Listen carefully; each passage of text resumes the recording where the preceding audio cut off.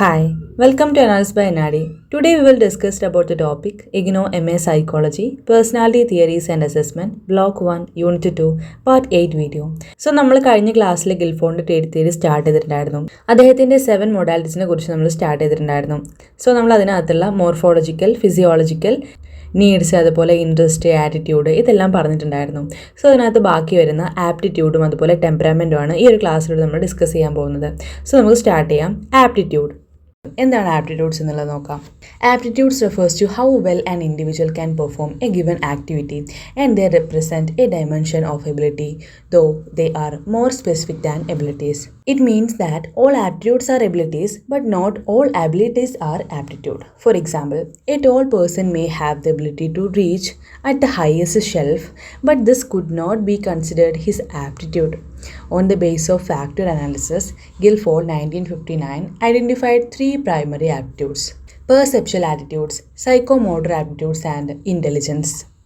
ഒരു പ്രത്യേക കാര്യം എങ്ങനെയാണ് ഒരു ഇൻഡിവിജ്വൽ പെർഫോം ചെയ്യുന്നത്, എങ്ങനെയാണ് ആ ഒരു കാര്യത്തെ മറികടന്നുകൊണ്ട് അത് ചെയ്യുന്നത്, അത് പ്രോപ്പറായിട്ടാണോ അല്ലെങ്കിൽ പ്രോപ്പറായിട്ടല്ലേ, അതിനേത് രീതിയിലാണ് സമീപിക്കുന്നത് എന്നതാണ് ആപ്റ്റിറ്റ്യൂഡ്സ് എന്ന് പറയുന്നത്. സോ നമുക്കൊരു കാര്യം തരികയാണ്, ഒരു പ്രോബ്ലം സോൾവ് ചെയ്യാൻ വേണ്ടി നമുക്ക് തരികയാണ്. ഏത് രീതിയിലാണ് നിങ്ങൾ ആ ഒരു പെർട്ടിക്കുലർ പ്രോബ്ലം സോൾവ് ചെയ്യുന്നത് എന്നതാണ് ആപ്റ്റിറ്റ്യൂഡ് എന്ന് പറയുന്നത്.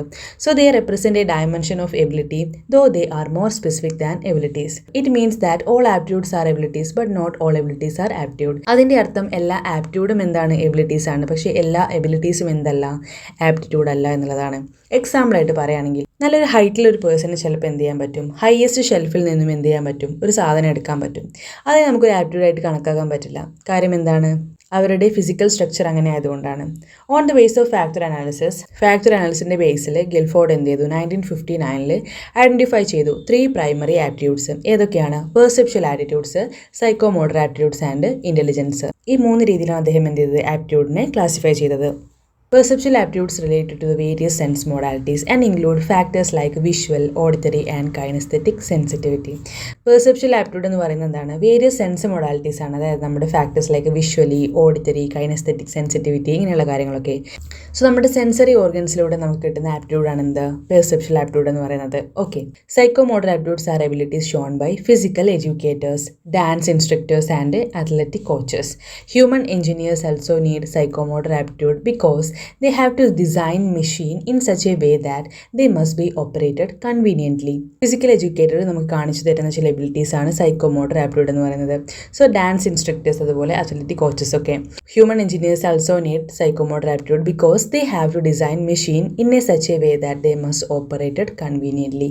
സോ മെഷീൻസ് ഉണ്ടാക്കുന്ന ഹ്യൂമൻ എഞ്ചിനീയേഴ്സിനും എന്ത് ചെയ്യണം, സൈക്കോമോട്ടർ ആപ്റ്റിറ്റ്യൂഡ് വേണം എന്നുള്ളതാണ്. കാര്യം എന്താണ്, മെഷീൻ ഡിസൈൻ ചെയ്യുന്ന സമയത്ത് അതിൻ്റെ ഒരു ഓപ്പറേഷൻ കൺവീനിയൻ്റ്ലി ആവണമെങ്കിൽ അവർക്ക് എന്ത് ചെയ്യണം, സൈക്കോമോട്ടർ ആപ്റ്റിറ്റ്യൂഡ് വേണം എന്നുള്ളതാണ്. സോ അത് പഠിക്കേണ്ടത് അവരുടെയും കൂടി ആവശ്യമാണ്, ഹ്യൂമൻ എഞ്ചിനീയേഴ്സിൻ്റെ. So intelligence is a general aptitude. Intelligence എന്ന് പറയുന്ന ഒരു ജനറൽ ആപ്റ്റിറ്റ്യൂഡാണ്. Guilford developed his famous structure of intellect model based upon 3 primary parameters of operation, products and contents. Originally there were 5 categories of operation and 6 categories of product and 4 categories of content in this model. Intelligence എന്ന് പറയുന്നത് general ആപ്റ്റിറ്റ്യൂഡാണ്. Guilford develop ചെയ്യുന്നുണ്ട് അദ്ദേഹത്തിൻ്റെ famous ആയിട്ടുള്ള structure intellect മോഡലിൻ്റെ based upon 3 primary parameters of operation. 3 primary parameters വെച്ചിട്ടാണ് അദ്ദേഹം എന്ത് ചെയ്യുന്നത്, ഇൻ്റലക്ട് മോഡൽ സ്ട്രക്ചർ ചെയ്യുന്നത്. Products and contents. Originally there were 5 categories, 5 categories ഉണ്ട് of operation and 6 categories of product and 4 categories of content in this model. അതായത് അതിനകത്ത് 6 categories of product ഉണ്ട്, അതുപോലെ 5 കാറ്റഗറീസ് ഓഫ് ഓപ്പറേഷൻ ഉണ്ട്, അതുപോലെ 4 കാറ്റഗറീസ് ഓഫ് കോണ്ടൻറ്റും ഉണ്ട് ഈ ഒരു മോഡലിനകത്ത്. The result was 5 into 6 into 4 is equal to 120 factors or components of intelligence. So ഇത്രയും components of intelligence ആണ് അദ്ദേഹം എന്ത് ചെയ്തത്, കണ്ടെത്തിയിട്ടുള്ളത്. Shortly before his death, Guilford 1988 however expanded the total number from 120 to 180 abilities or factors when he raised the categories of operation from 5 to 6 by dividing one of the component of operation, that is memory, into 2. Memory recording and memory relation. ഇതിൻ്റെ റിസൾട്ടായിട്ട് നമ്മളിതിനെ multiplication ചെയ്യുന്ന സമയത്ത് 120 factors കിട്ടും, 5 into 6 into 4.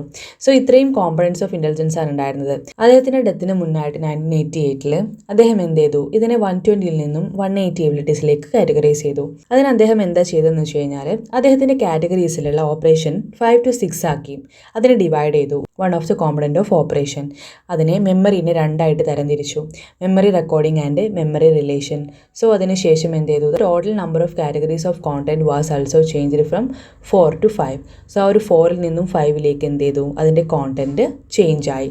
So total number of categories എന്ത് ചെയ്തു, content എന്ത് ചെയ്തു, change ചെയ്തു 4ൽ നിന്നും 5ലേക്ക്. So now the total factors constituting intelligence became 6 into 6 into 5 is equal to 180. Okay, അതാണ് ആപ്റ്റിറ്റ്യൂഡിൻ്റെ കേസ് പറയുന്നത്. അടുത്താണ് ടെമ്പറാമെൻറ്റ്. ടെമ്പറാമെൻറ്റ് എന്ന് പറഞ്ഞു കഴിഞ്ഞാൽ according to Guilford 1959, temperament refers to the manner in which the individual perform a behaviour. So ഗിൽഫോർഡിനെ according ചെയ്യുന്ന സമയത്ത് ടെമ്പറാമെൻ്റ് എന്ന് പറയുന്നത് എന്താണ്, ഒരു ഇൻഡിവിജ്വൽ പെർഫോം ചെയ്യുന്ന ഒരു ബിഹേവിയറിൻ്റെ മാനറിനെയാണ് നമ്മൾ ടെമ്പറാമെൻ്റ് എന്ന് പറയാം. Whether a person is impulsive, tolerant, deliberate or critical in his or her behaviour. Temperament in the sense impulsive ആണോ, അല്ലെങ്കിൽ ടോളറൻ്റ് ആണോ, ഡെലിബറേറ്റ് ആണോ, ക്രിട്ടിക്കൽ ആണോ. ഒരു ആണിൻ്റെയോ പെണ്ണിൻ്റെയോ ക്രിട്ടിക്കൽ ആയിട്ടുള്ള, അല്ലെങ്കിൽ ഡെലിബറേറ്റ് ആയിട്ടുള്ള, ടോളറൻ്റ് ആയിട്ടുള്ള, ഇമ്പൾസീവ് ആയിട്ടുള്ള, ഇങ്ങനെയുള്ള ടെമ്പറാമെൻറ്റ് ബിഹേവിയേഴ്സ് ആണ് ഇതെല്ലാം. സോ ഇതെല്ലാമാണ് എന്ത് ടെമ്പറാമെൻ്റ് എന്ന് പറയുന്നത്. Is all indicate of the person's temperament. ഇതെല്ലാം ഇൻഡിക്കേറ്റ് ചെയ്യുന്നത് എന്താണ്, ഒരു വ്യക്തിയുടെ ടെമ്പറാമെൻ്റ് ആണ്. Temperament has been assessed by varieties of inventories in which Guilford Zimmerman temperament survey became very popular. ഇതെല്ലാം ഇൻഡിക്കേറ്റ് ചെയ്യുന്ന ഒരു പേഴ്സൻ്റെ ടെമ്പറാമെൻ്റ് ആണെന്ന് പറഞ്ഞു. സോ ടെമ്പറാമെൻ്റ് എന്ന് പറയുന്നത് assessed by varieties of inventories in which Guilford Zimmerman temperament survey. So temperament നമുക്ക് assess ചെയ്യാൻ വേണ്ടി ഒരുപാട് വെറൈറ്റീസ് ഓഫ് ഇൻവെൻറ്ററീസ് ഉണ്ട്. ഗിൽഫോർഡ് സിമ്മർമാൻ ടെമ്പറാമെൻറ്റ് സർവേ ഇതിന് വളരെ പോപ്പുലർ ആയിട്ടുള്ള ഒരു സർവേയാണ്, GZTS. ഓക്കെ, GZTS എന്ന് പറയുന്നത് അസസ് ചെയ്യുന്നത് 10 ബൈപോളർ ട്രേറ്റ്സ് ഓഫ് ടെമ്പറാമെൻ്റ് ആണ്. GZTS assess 10 bipolar traits of temperament. General activity versus inactivity, അതായത് G. റെസ്ട്രെയിൻഡ് വേഴ്സസ് ഇമ്പൾസീവ്നെസ്, അതായത് R. അസെൻഡൻസ് വേഴ്സസ് സബ്മിസീവ്നെസ്, അതായത് A. Sociability versus shyness, S. Emotional stability versus depression, E.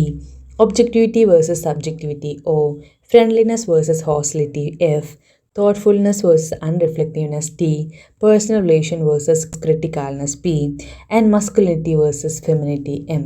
So ഇത്രയും ടെമ്പറാമെൻ്റ് ആണ് GZTS എന്ന് പറയുന്നത്. Okay, Guilford has pointed out that there are 3 level of trait generality. എന്തൊക്കെയാണ്?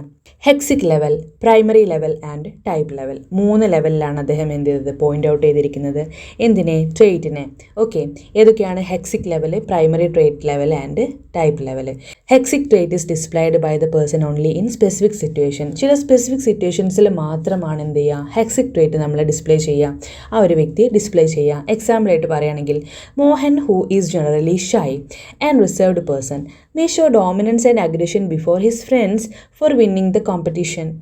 അതായത് മോഹൻ എന്ന് പറയുന്ന ഒരു വ്യക്തി ജനറലി അവരൊരു ഷൈ ആയിട്ടുള്ളൊരു പേഴ്സൺ ആണെങ്കിലും, റിസർവ്ഡ് ആയിട്ടുള്ളൊരു പേഴ്സൺ ആണ്, എല്ലാം ഉള്ളിലോട്ട് വലിഞ്ഞു നിൽക്കുന്ന ഒരു പ്രകൃതക്കാരനാണെങ്കിൽ പോലും കംഫർട്ടബിൾ ആയിട്ടുള്ള ഫ്രണ്ട്സിൻ്റെ മുന്നിൽ അവരെന്തായിരിക്കാം, ഡോമിനൻ്റ് ആയിരിക്കാം, അല്ലെങ്കിൽ അഗ്രസീവ് ആയിരിക്കാം. ഫോർ വിന്നിങ് കോമ്പറ്റീഷൻ, അവർക്ക് എന്തെങ്കിലും ഒരു കാര്യം ജയിക്കണമെന്നുണ്ടെങ്കിൽ. So here dominance and aggression are example of hexic level trait and determine his specific action. So ഇവിടെ ഡോമിനൻസ് കാണിക്കുന്നുണ്ട്, അഗ്രഷൻ കാണിക്കുന്നുണ്ട്. ഇതെല്ലാം എപ്പോഴാണ് കാണിക്കുന്നത്? ഫ്രണ്ട്സിൻ്റെ കൂടെ ഇരിക്കുമ്പോൾ മാത്രമാണ്. സോ അതിന് നമുക്ക് ഹെക്സിക് ലെവൽ എന്ന് പറയാം. ഓക്കെ, ഹെക്സിക് ട്രേറ്റ് എന്ന് പറഞ്ഞാൽ ചില പെർട്ടിക്കുലർ സമയത്ത് മാത്രം കാണിക്കുന്ന ട്രേറ്റ്സ് ആണ്. നമ്മൾ കംഫർട്ടബിൾ ആയിരിക്കുന്ന സമയത്ത് നമ്മുടെ യഥാർത്ഥ മുഖം നമുക്ക് കാണിക്കാൻ പറ്റും, അല്ലേ? അപരിചിതരായിട്ടുള്ള ആളുകളുടെ ഇടയിൽ ചിലപ്പോൾ ഇതൊന്നും കാണിച്ചൊന്നും വരില്ല, അഗ്രസീവ് ആയിട്ടുള്ള ബിഹേവിയർ അല്ലെങ്കിൽ ഡോമിനൻസോ ഒന്നും, അല്ലേ? സോ അതാണ് ഹെക്സിക് ലെവൽ ട്രേറ്റ് എന്ന് പറയുന്നത്. Okay, primary traits are manifested in broader range of behaviour than are hexic traits. For example, when Shyam shows dominance and aggression most of the time in his behaviour, it means these 2 are his primary traits. Hexic trait നമ്മൾ പറഞ്ഞ ഒരു particular സമയത്ത് മാത്രം കാണിക്കുന്ന trait ആണെന്ന്. പക്ഷേ ചില ആളുകൾ കണ്ടിന്യൂസ് ആയിട്ട്, അതായത് അവരുടെ എൻറ്റയർ ബിഹേവിയറിൽ, എൻറ്റയർ ലൈഫിൽ അവർ കാണിക്കുന്ന, കൂടുതലായിട്ടും അവർക്ക് ഷോ അപ്പ് ആയിട്ട് നിൽക്കുന്ന, അതായത് ഡോമിനൻ്റ് ആയിട്ട് നിൽക്കുന്ന ചില ബിഹേവിയേഴ്സ് ഉണ്ടായിരിക്കും, ചില ട്രേറ്റ്സ് ഉണ്ടായിരിക്കും. അതിനെയാണ് നമ്മൾ പ്രൈമറി ട്രേറ്റ്സ് എന്ന് പറയാം. അതായത് എക്സാമ്പിളായിട്ട് പറയുകയാണെങ്കിൽ, Shyam shows dominance and aggression most of the time in his behaviour. അതായത് ശ്യാം ഷോ ചെയ്യുന്നു ഡോമിനൻറ്റും അതുപോലെ അഗ്രഷനും എല്ലാ സമയത്തും, മോസ്റ്റ് ഓഫ് ദി ടൈമിലും അവരുടെ ബിഹേവിയറിനകത്ത്. അതിൻ്റെ അർത്ഥം എന്താണ്? These 2 are his primary traits. ഡോമിനൻസും അഗ്രഷനും ആ ഒരു വ്യക്തിയുടെ പ്രൈമറി ട്രേറ്റ് ആണെന്ന് അർത്ഥം. ശ്യാമിൻ്റെ പ്രൈമറി ട്രേറ്റ് ആണ് ഡോമിനൻറ്റും അഗ്രഷനും. എൻ്റെയർ ലൈഫ് ടൈമിൽ നമ്മൾ കാണിക്കുന്ന മുന്നോട്ട് വരുന്ന ഏറ്റവും കൂടുതലുള്ള ബിഹേവിയർ എന്താണോ അതാണ് നമ്മുടെ പ്രൈമറി ട്രേറ്റ് എന്ന് പറയുന്നത്. Okay, Guilford further has opined that primary traits are determined to some extend by types when a person's behaviour generally revolve around any single disposition.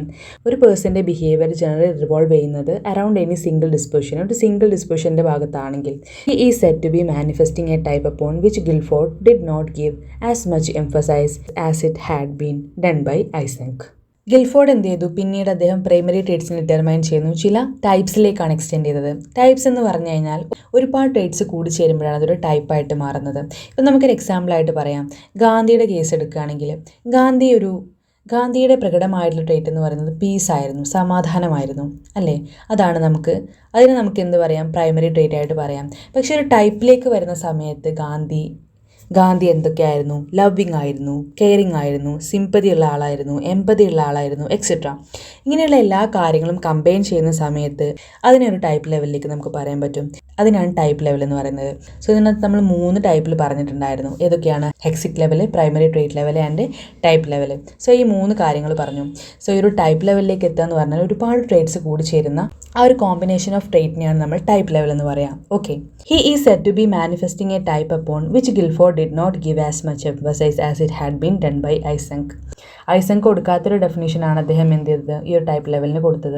Types are composed of primary traits which have positive intercorrelation. Types എന്ന് പറയുന്നത് compose ചെയ്യുന്നത് primary traits തന്നെയാണ്. Primary trait നമ്മൾ പറഞ്ഞിട്ടുണ്ടായിരുന്നു. നമ്മൾ primary trait ആയിട്ട് എന്താ പറഞ്ഞത്, ആ ഒരു വ്യക്തിയുടെ പ്രകടമായ സ്വഭാവമാണ്, ഏറ്റവും കൂടുതൽ അദ്ദേഹം കാണിക്കുന്ന ആ ഒരു സ്വഭാവമാണ് പ്രൈമറി ട്രേറ്റ് എന്ന് പറയുന്നത്. പക്ഷേ ആ ഒരു പ്രൈമറി ട്രേറ്റിന് നമ്മൾ പോസിറ്റീവ് ഇന്റർ കോറിലേഷൻസ് ഉണ്ടായിരിക്കും.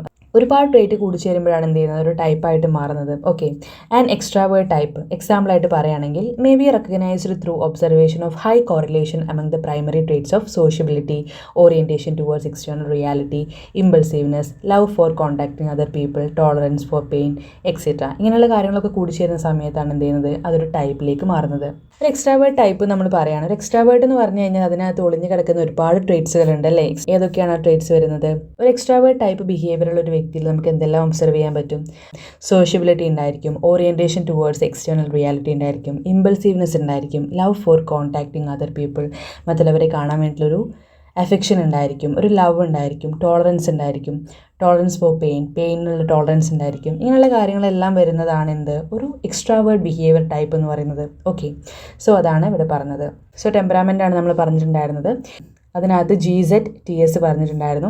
അതിൽ 10 ബൈപ്പോളർ ട്രേറ്റ്സിനെ കുറിച്ച് പറയുന്നുണ്ട്. 10 ബൈപ്പോളർ ട്രേറ്റ്സ് ഓഫ് ടെമ്പറാമെൻറ്റിനെ കുറിച്ചാണ് അദ്ദേഹം പറഞ്ഞിട്ടുള്ളത്. പിന്നീട് ഗിൽഫോർഡ് പോയിന്റ് ഔട്ട് ചെയ്യുന്നത് 3 ലെവൽ ഓഫ് ട്രേറ്റ് ആണ്. ഏതൊക്കെയാണ്? Hexic level, primary trait level and type level. So അതിനെക്കുറിച്ച് നമ്മൾ ഡീറ്റെയിൽ ആയിട്ട് പറഞ്ഞു. അപ്പോൾ എല്ലാവർക്കും ഒരു ക്ലാസ് മനസ്സിലായെന്നാണ് വിചാരിക്കുന്നത്. സോ അടുത്ത ക്ലാസ് നമുക്ക് 5 ഫാക്ടർ മോഡൽ നോക്കാം. എല്ലാവർക്കും താങ്ക് യു സോ മച്ച്.